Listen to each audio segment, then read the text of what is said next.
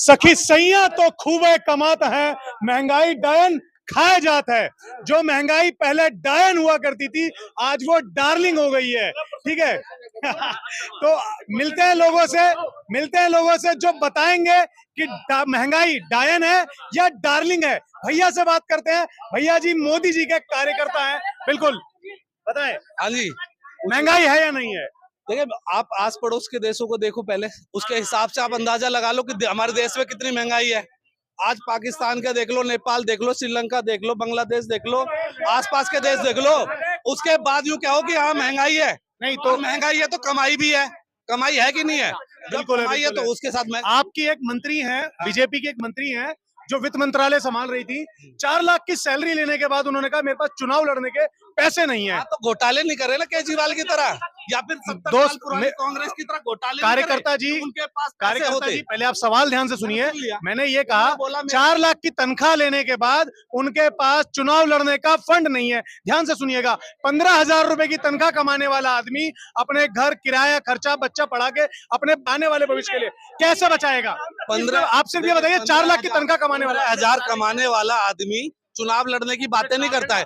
आप लोकसभा चुनाव लड़ोगे तो आपको कितना पैसा चाहिए, और वो 1 करोड़ से कम की लागत होनी चाहिए, चुनाव होनी चाहिए ना। और 4 लाख रुपए के हिसाब से 5 साल का कितना हो गया? आप क्या सोच रहे हो कि क्या इन्होंने घोटाले करके औरों की तरह पैसे इकट्ठे कर रखे हैं जो चुनाव लड़ लेंगे? तो अभी इलेक्ट्रल बॉन्ड क्या था? इलेक्ट्रो बॉन्ड तो वो लाया कौन उसको? मोदी जी लाए। तो मोदी जी किस लिए लाए? ताकि उसमें पारदर्शिता हो। वो घोटाला कहाँ से हो गया? वो तो क्लियरिटी है, वो तो क्लियरिटी है, वो तो क्लियरिटी है कि जो किसने चंदा दिया, कैसे चंदा दिया, कौन चंदा दे रहा है, कैसे चंदा दे रहा है, ये तो क्लियर है ना उसमें। आपको दिख रहा है उसमें? हाँ, वो तुम बना लो। अभी क्या तुम ध्रुव राठी के चक्कर में मेगा एंटरप्राइजेस का नाम चाहेगा? मेगा एंटरप्राइजेस का नाम सुना है? 1400 करोड़ का चंदा दिया, 14,000 करोड़ का टेंडर मिला। क्या ठीक है, अच्छी बात है, उसमें क्या है भाई? देखो चंदा तो मिल रहा है, क्लियर मिल रहा है ना। स्कूल में सीधे कह दे वसूली भाई हमारे। वसूली किस बात की यार? एक बात, अब एक आदमी से आप चंदा दो आपको टेंडर मिलेगा। नहीं, आप मुद्दा करो देश के ऊपर। वो डॉक्यूमेंट कहाँ है? कुछ भी नहीं है मेरे पास है। 5 मिनट बाद अभी क्या हो रहा है? मेरे पास पूरा है। ये कांग्रेस इलेक्शन कमीशन कार्यकर्ता जी, ये कांग्रेस व्हाट्सएप ना पढ़ के गूगल खोलिए। अभी इनको क्या, इनको मित्र ध्रुव राठी जर्मनी से आ रहा है, ध्रुव राठी के चरणों में ये पड़े हैं, इनको पता ही नहीं है।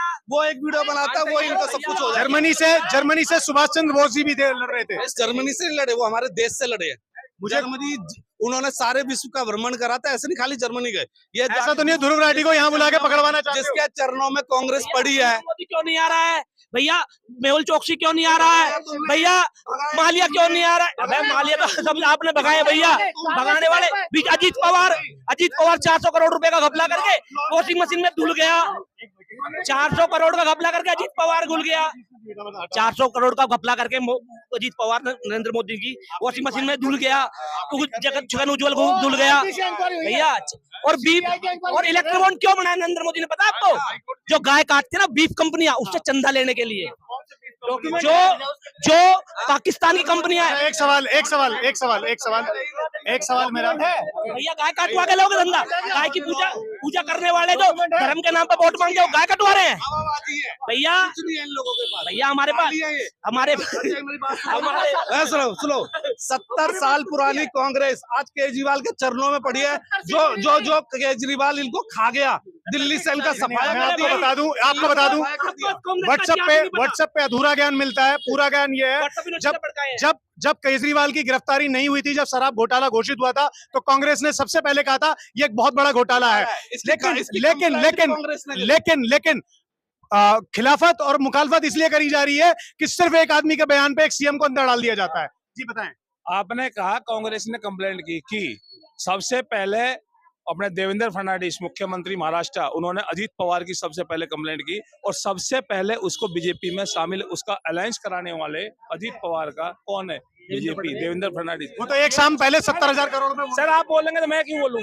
आप तो हमारी सुन लीजिए ना। अब सुनिए, मैं बता रहा हूँ, उनको इतिहास नहीं पता, कहते 70 साल पुरानी कांग्रेस है। 140 साल हो गए कांग्रेस को, मैं बता दूं, ठीक है?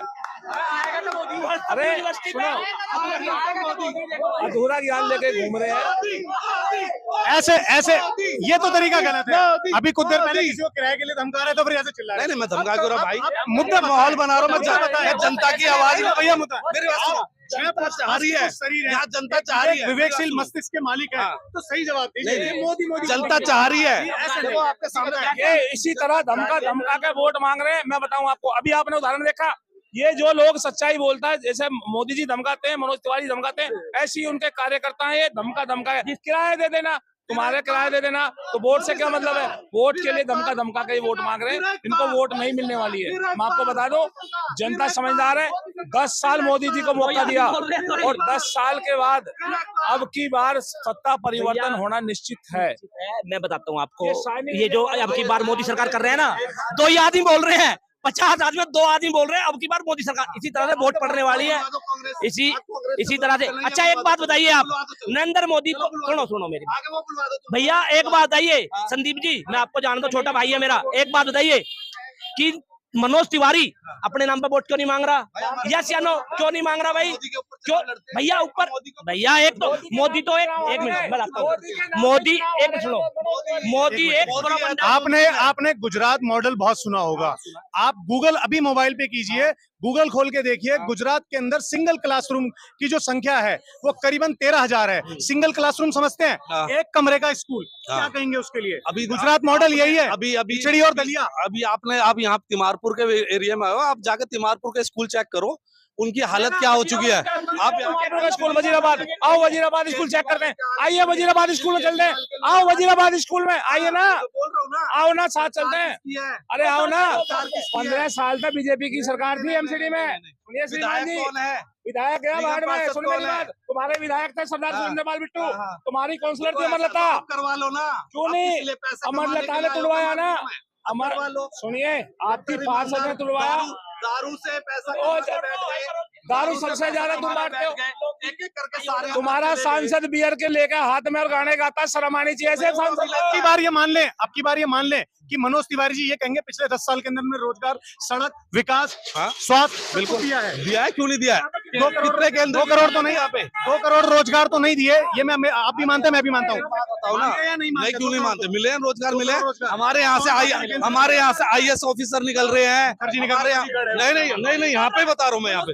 अरे तो फिर वही बात है, उन्होंने बोला जेएनयू में कन्हैया को हमने एडमिट करा दिया, नहीं मनोज तिवारी निकल रहा मोदी। एक मिनट सुनो मेरी बात भाई जी। अच्छा एक और बात, सेना के नाम से याद आया, 4 साल में अग्निवीर रिटायर होगा, ठीक है, लेकिन 75 साल का सांसद रिटायर नहीं होगा। भाई देखो फिर उल्टी बात।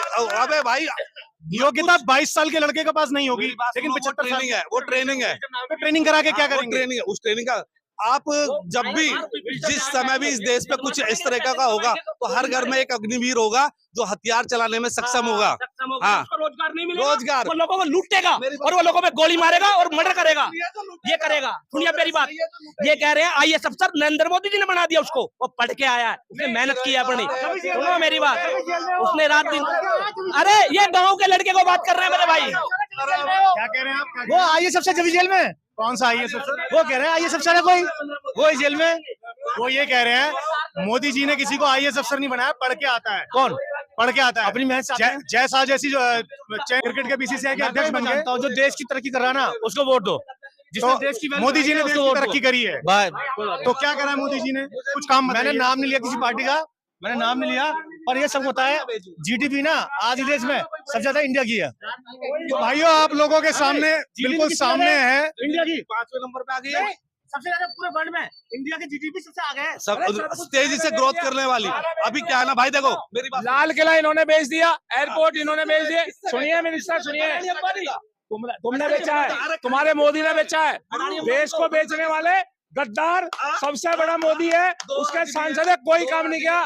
काम के नाम पे वोट मिलेगी, काम के नाम पे वोट मिलेगी। सुनिए, तुम्हें रोजगार मिला है, तुम्हारे को रोजगार मिला है? वीडियो को विराम देते हुए भैया से बात करते हैं सिर्फ एक बार। मोदी जी के जाते जाते 5 काम गिनाएंगे कार्यकर्ता है, सड़क सड़क पे, रोड रोड पे, गली गली पे, दरवाजे दरवाजे वोट मांग रहे हैं भैया, पता है 5 काम? हाँ जी 5 काम बताते हैं। पहले जो है आपके एयरपोर्ट हुआ करते थे 75 पूरे देश में, आज 150 एयरपोर्ट हो गए हैं। उसमें से सरकारी प्लेन कितने हैं? सरकारी प्लेन भी छोड़ो ना यार, आप देश के विकास की बात कर रहे हो, देश के डेवलप की बात कर रहे हो ना, सरकारी का क्या मतलब है? अभी एक्सप्रेस वे, हाईवे उसको लगा लो। अरे सुन लो बाबा, सुन लो। अब गिनो। हाँ, एम्स की संख्या पहले कितनी थी, मनमोहन सरकार ने कितनी वो करी। दरभंगा में पर्ची कटवाने चले, दवाई लेने दरभंगा के एम्स में, मोदी जी ने कहा उसका फीता कट चुका है। भैया मुझे सुनो भाई तुमने बनवाए थे ना, हम दोनों चलते, किराया मैं देता हूँ, मेरी दवाई दिलवा देना, सिर्फ एक पीसीएम दिलवा देना। मैं ऋषिकेश दिला देता हूँ, चलो आप जहाँ रिबन कट चुका है। फिर उल्टी बात, मैं ऋषिकेश दिलवाता हूँ, चलो। एक सवाल मेरा, मोदी जी जब शौचालय तक का उद्घाटन नहीं छोड़ते, उन्होंने एम्स और कॉलेज का उद्घाटन कैसे छोड़ दिया? भाई साहब बताओ कौन सा शौचालय का कागजों में बना ही नहीं है, जो बने वो बेच दिए नरेंद्र मोदी ने अडानी अंबानी को।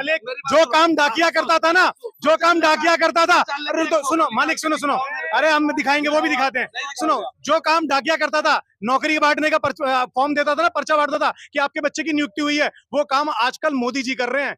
अच्छी बात है ना, एक सेकंड अच्छी बात है ना, सुनो भाई, सारे काम मोदी कर रहे हैं। संदीप सुन, अब मैं एक बात कहकर अपनी बात खत्म कर रहा हूँ। जो आज तक, अरे सुन ले ओ बाबा सुन ले बातें और विवाद बहुत होता रहेगा।